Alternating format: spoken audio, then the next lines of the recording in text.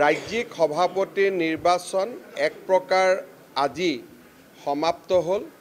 অহাকালি দিনৰ 11:30 বজাত এই নিৰ্বাচনৰ ফলাফল ঘোষণা কৰা হ'ব আৰু নেশ্যনেল কাউন্সিলৰ মেম্বাৰসকলকো অহাকালি আনুষ্ঠানিকভাৱে ঘোষণা কৰা হ'ব।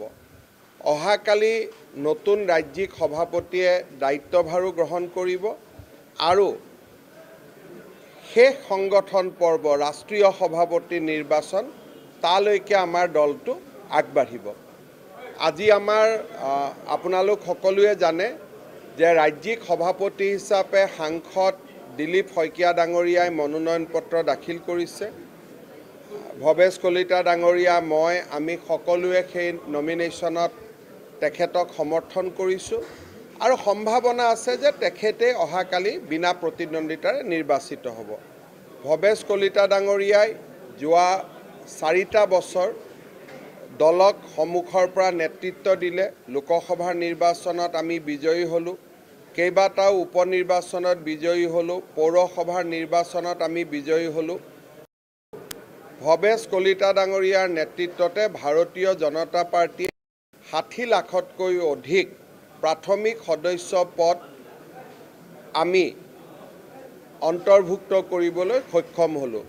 মই ব্যক্তিগতভাৱেও ভৱেশ কলিতা ডাঙৰীয়াক অভিনন্দন জনাইছোঁ আৰু তেখেতৰ যি সেৱা দলৰ প্ৰতি সেই সেৱা সি আমাৰ দলৰ সদস্যসকলৰ বাবে কাৰ্যকৰ্তাসকলৰ বাবে এক প্ৰেৰণাৰ উৎস হৈ ৰ'ব। ইয়াৰ লগে লগে আমাৰ ৰাষ্ট্ৰীয় সাধাৰণ সম্পাদক আছিল দিলীপ শইকীয়া ডাঙৰীয়া। মঙলদৈ সমষ্টিৰ প্ৰথম তেওঁ সংসদ হয়, এইবাৰ দৰং ওদালগুৰিৰ তেওঁ সংসদ হয়। মই ভাবোঁ এজন অভিজ্ঞ অখিল ভাৰতীয় বিদ্যাৰ্থী পৰিষদতো তেখেতে কাম কৰিছিল। এজন অভিজ্ঞ সভাপতিৰ নেতৃত্বত আমি 2026 চনৰ নিৰ্বাচন প্ৰতিদ্বন্দ্বিতা কৰিবলৈ সুবিধা পাম। এইবাৰ আমাৰ দলত এটা সিদ্ধান্ত হৈছিল যে জিলা সভাপতিৰ পৰা ৰাজ্যিক সভাপতিলৈ যিসকলে বিধানসভাৰ নিৰ্বাচন খেলিব তেওঁলোকে দলৰ সভাপতিৰ দায়িত্ব নলয়। ভৱেশ কলিতা ডাঙৰীয়াক যোৱাকালি আমি সুধিছিলোঁ যে আপুনি বিধানসভাৰ নিৰ্বাচন খেলিব নে দলৰ সভাপতিৰ দায়িত্ব ল'ব।